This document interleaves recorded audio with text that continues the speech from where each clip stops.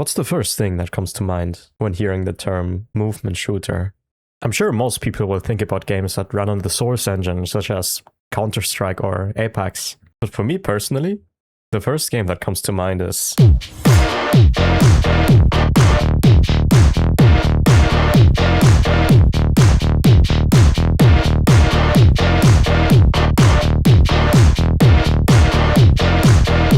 want things to be beautiful. I forgot things could be beautiful. I forgot it was an option. I had given up hope. I want things to be beautiful. Most people remember Krunker as that browser game they played for 10 minutes during IT class. I don't. When I think of movement shooters, Krunker is the first thing that comes to mind. Because underneath the simple graphics and browser tab is one of the deepest movement systems I've ever played.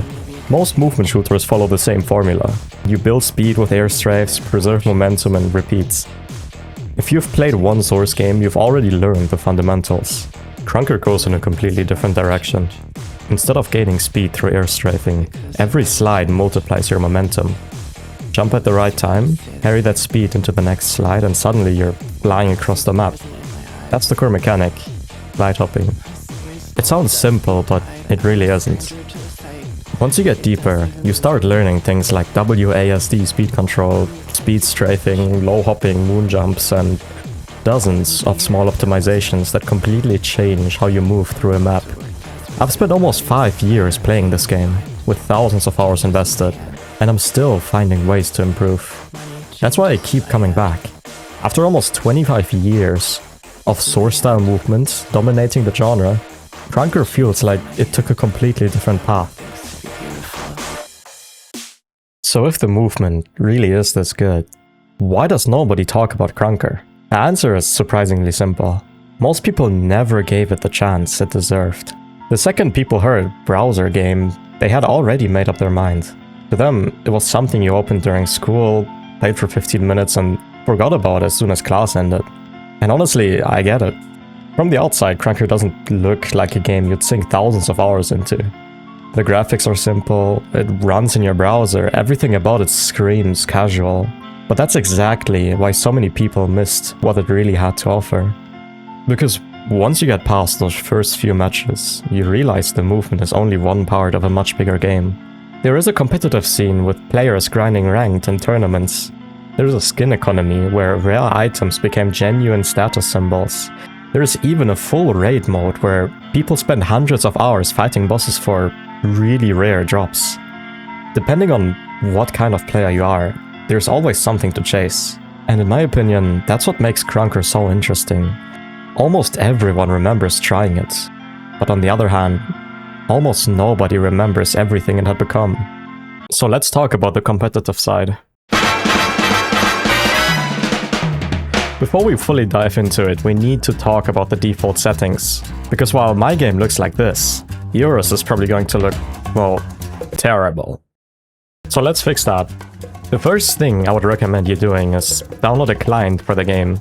Because even though it is a browser game, the smoothest experience you'll get in a client like Glorp or Crankshaft as of 2026. I'll leave the links of both of those clients in the description.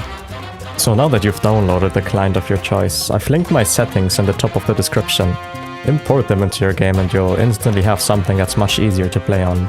There aren't many settings that will magically make you better at the game, but there are a few worth changing. Find a sensitivity that feels comfortable. Turn shadows off if you're playing competitively, even though it makes your game look a little bit worse. And if you're on a weaker PC, you could try enabling low spec mode for a much smoother experience. Oh yeah, and use mods if you want, they change the sound and the look of some textures.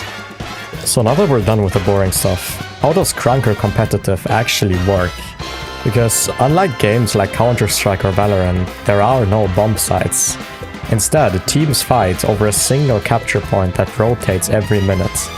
Every player standing inside of the site earns points for their team every second and a half. After 1 minute, the hill moves to the next location, forcing both teams to rotate and fight all over again. It's a simple objective really, but it fits Krunker's movement perfectly. Fast rotations, constant fights and almost no downtime. So where do you even play competitive? The easiest place to start would be ranked. You unlock it at level 10, climb the ladder by earning elo and receive rewards based on your rank at the end of each season. Ranked is also fairly new, only being added around a year ago, but it's become the main entry point for competitive players. Once you've outgrown ranked, that's when the real competitive scene begins. Most experienced players spend their time in community Discord servers. KPC for Europe, NAC for North America, and CKA for Asia are some of the biggest ones. These servers host scrims, pickup games, and are where you'll meet players who take the game seriously. There are also invite-only scrim servers where many of the top players practice. Getting into those isn't something that happens overnight. You have to earn your spot. If you're starting from scratch, I would recommend a simple path. Grind pubs until you reach level 10, play ranked until you reach master, and then move into scrim servers and start playing against stronger opponents. That's where you'll improve the fastest, playing against players that are better than you. That will give you way more experience than farming pub lobbies ever will. Once you've established yourself as a tier 3 or 2 player, you can start entering tournaments. Most events offer in-game currency as prizes, but every now and then there are real cash tournaments too. For example, KPC is currently running a €700 tournament. It might sound intimidating, especially when some of these players have been grinding for years. But don't let that stop you. Krunker's skill ceiling is incredibly high, but if you're willing to put in the time, you'll improve much faster than you probably expect. Of course, competitive isn't the only reason people still play this game. For some players, the real endgame starts with trading. If competitive isn't your thing, Krunker has another rabbit hole you can fall into. It's skin economy. And surprisingly, it's much deeper than you'd expect from a browser game. If you've ever played Counter-Strike, you'll immediately recognize the system. Instead of buying skins with real money though, everything revolves around Krunker's in-game currency, KR. There are several different rarities, starting with uncommon and rare, all the way up to relic, contraband, and finally unobtainable. As the name suggests, you're probably never going to own an unobtainable. Most skins come from spins, which cost 500 KR each. Every spin gives you a chance at a weapon skin or cosmetic, with the rarest items being worth significantly more than the common ones. But the rare skins aren't valuable just because of their rarity. Many of the contraband and unobtainable skins completely replace the weapon model, add custom animations, or even change the weapon's sound effect for everyone in the lobby. There are more than simple recolors, which is why they're usually the most sought after items in the game. Every season also introduces a brand new collection of skins. Once that season ends, those skins are gone forever. One interesting side effect of Krunker's declining player base is that the newer skins are often much rarer than older ones. Seasons after Season 6 had far fewer players opening spins, meaning some contraband skins have fewer than 100 copies in existence. Recently, the developers even introduced wear values, similar to Counter-Strike's, where you can get certain skins in different conditions. It's still limited to a small number of skins, but it's another layer added to the economy. Of course, spinning isn't the only way to get valuable items. Some of the rarest items in the entire game come from one of Krunker's most overlooked features: raids. But before we get into that, I want to say something. If you've made it this far, you're probably one of two people. Either you used to play Krunker years ago, and this video is bringing back memories you completely forgot you had. Or you've never touched the game before, and you're sitting there wondering how a browser shooter somehow has movement tech, a competitive scene, tournaments, and its own skin economy. Honestly, both reactions are exactly why I wanted to make this video. Because almost everyone knows what Krunker is. It's just that almost nobody knows what it became. And we've still only scratched the surface. So let's talk about one of my favorite parts of the game.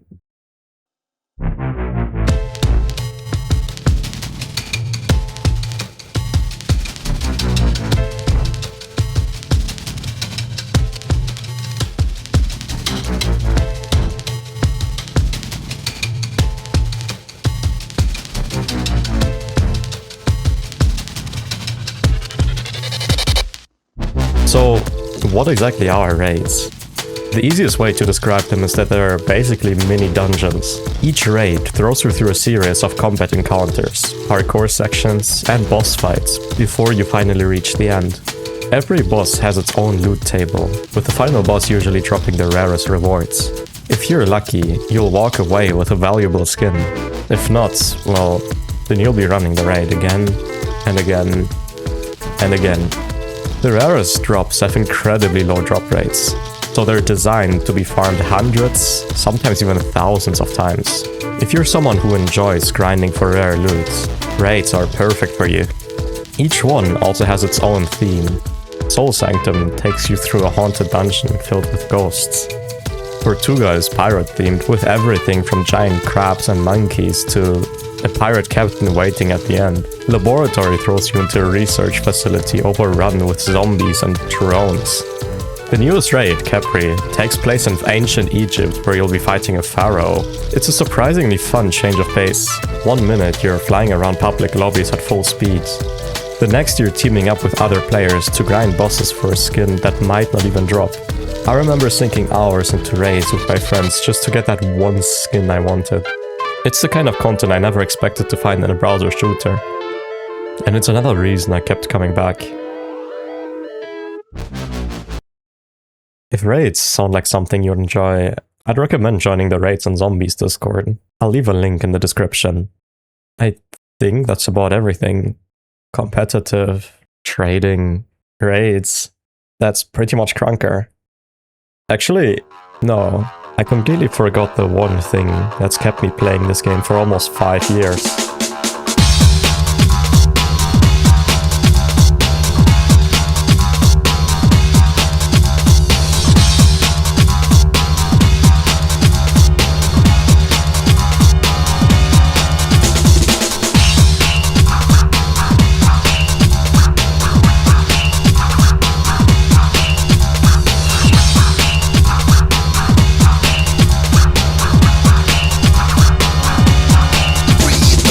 This is, without question, my favorite part of Krunker.